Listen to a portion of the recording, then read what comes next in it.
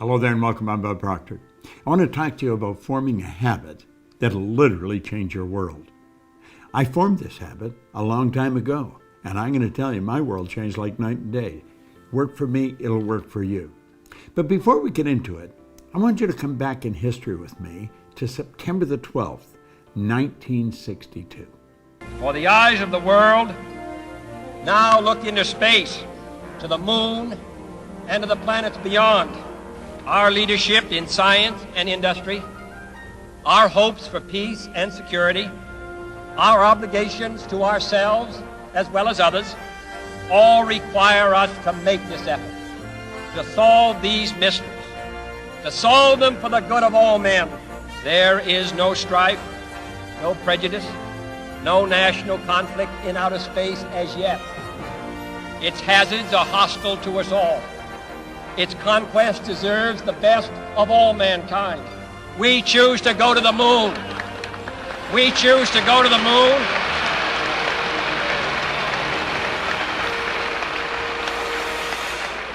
We choose to go to the moon in this decade and do the other things, not because they are easy, but because they are hard.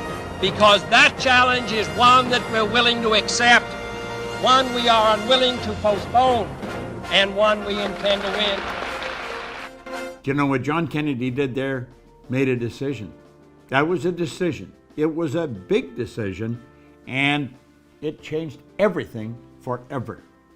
Well, do you know, decision is something most people never really learn, and for good reason. Stay with me, because I'm going to show you something here that you possibly have never looked at before. This book changed everything for me. In this book, it's Napoleon Hill's Think and Grow Rich. There's 15 chapters. There's one chapter, the entire chapter is dedicated to decision. Now you may say, well, I make decisions. Do you really? You may make little ones, but you make the real important ones. Do you go after what you want in life? Do you get everything you want in life? See, the truth is, only about 3% of the people are really living the way they want to live, driving the car they want to drive, taking the trips they want to take, living in the houses they want to live in. Most people do not, and they'll tell you why they can't, and they'll give you a string of reasons a mile long. All seem very practical, very reasonable, and the leader of them all is they can't afford it. Well, the truth is, we live in the richest country in the history of the world. Money is the easiest thing in the world to earn once you learn how. Well, if you turn making a decision into a habit, you're going to learn how to do a whole lot of things you may think you can't do. See, what we're doing is we're exploring a side of our personality that we really don't understand. Now, I photographed a page out of here. Napoleon Hill said, those who reach decisions promptly and definitely know what they want, and they generally get it. The leaders in every walk of life decide quickly and firmly. That's the major reason why they're leaders. He said the world is a habit of making room for the man or woman whose words and actions show they know where they're going. And he went on to explain why we have difficulty here, for very good reason. Indecision is a habit, which usually begins in youth. The habit takes on permanency as the youth goes through grade school, high school, and eventually through college without any definite purpose. The major weakness of all educational systems is they neither teach nor encourage the habit of definite decision. Now, why is that? Well, the truth is, most people really don't know. We're dealing with a side of our personality that most people do not understand. What you see here is not me. This is my body. You never hear anyone say, am hand. You see, we've got to take a look at the non-physical side of ourselves. President Lincoln put that very well. He said, to believe in the things you can see and touch is no belief at all. But to believe in the unseen is a triumph and a blessing. Well, let's look at this. Making a decision, we're going into the unseen part of ourselves, using faculties most people don't even know they've got. You see, Einstein said the intuitive mind is a sacred gift. Well, he said the rational mind is a faithful servant. He said we have created a society that honors the servant and has forgotten the gift. What is a servant? Well, there it is there. It's our sensory factors. We can see, hear, smell, taste, touch. What are they for? They're to help us correspond and communicate with our outside world. But you know that the physical world is nothing but the manifestation of the non-physical world. That's right. Here we've got something that's nothing short of a miracle when we look at it properly.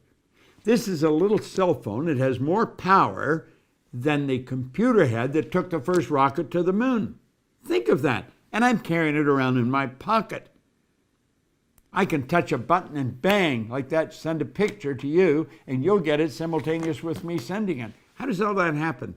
Well, it happens because we're dealing with the non-physical side of ourselves. We're dealing with just pure power. How do we get at that? Well, we've been gifted.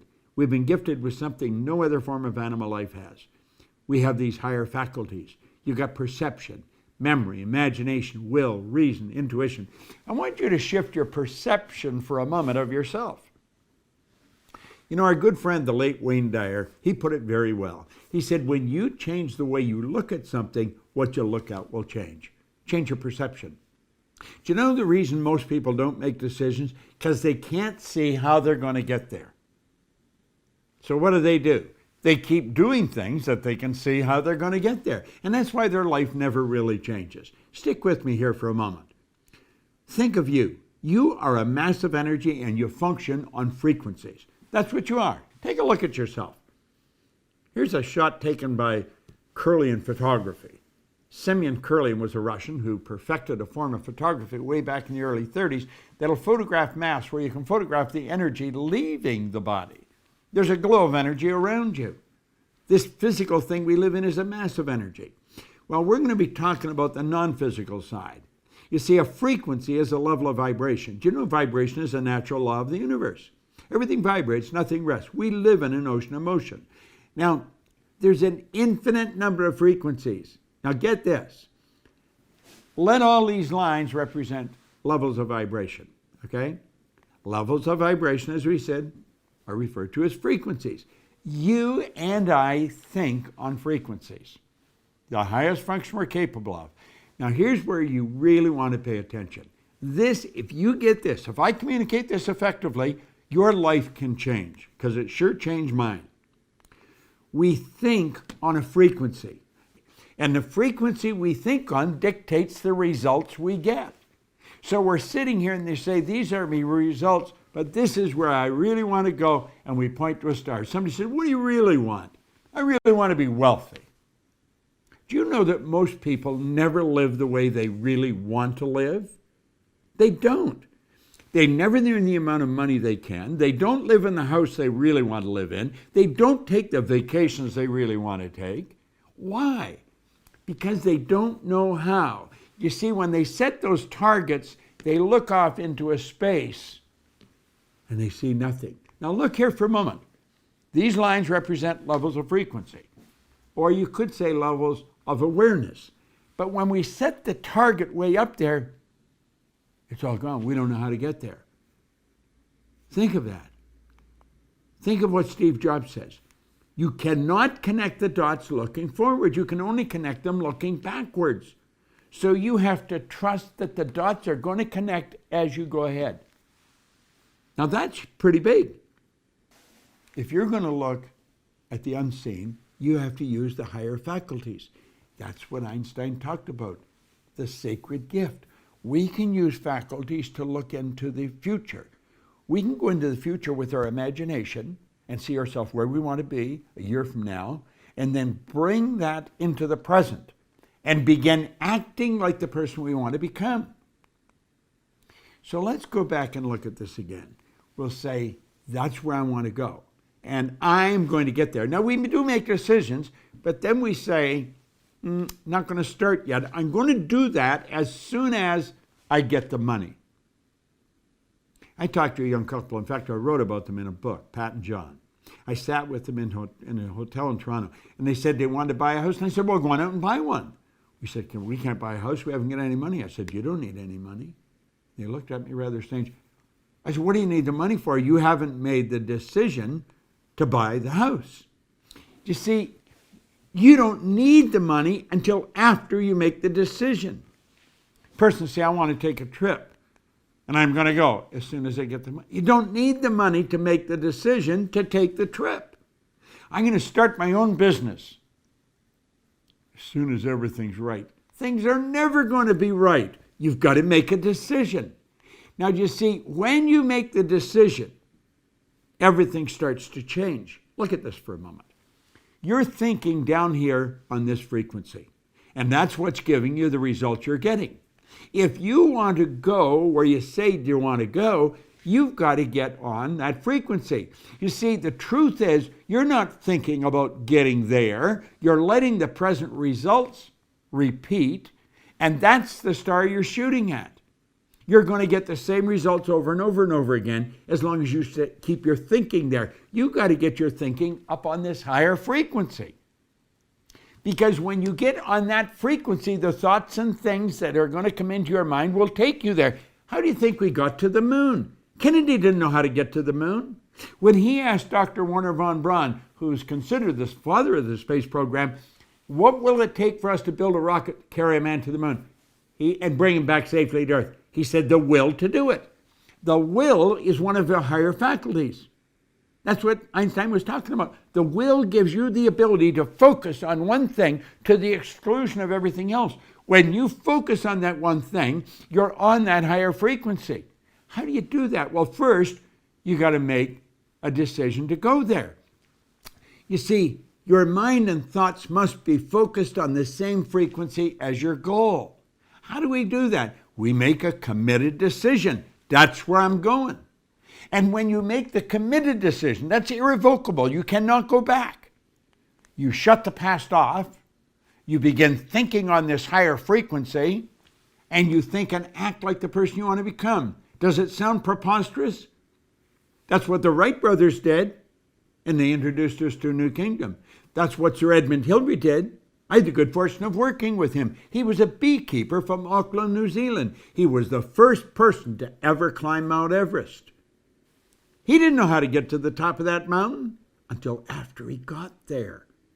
He trusted in the image that he held in his mind. You got to trust in the image you hold in your mind. You got to think like the person you want to become. It takes a decision to get up on that higher frequency.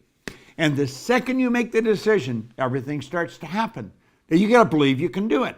The moment your belief matches with any state, the higher frequency is the state. The moment your belief matches with any frequency, you fuse with it, and this union results in the activation, the projection of the plots and plans and conditions and circumstances. Things start to happen. Think about it. You're going to a dance, you need the new dress. You make a decision, you don't know where the money's coming from, but you've got to have the dress. You get the dress. You want that car, you make a decision, you get the money, you get the car. The moment your belief matches with any state, you fuse with it. And this union results in everything that happens. Now look at this new state of conscious awareness becomes your home from which you view the world.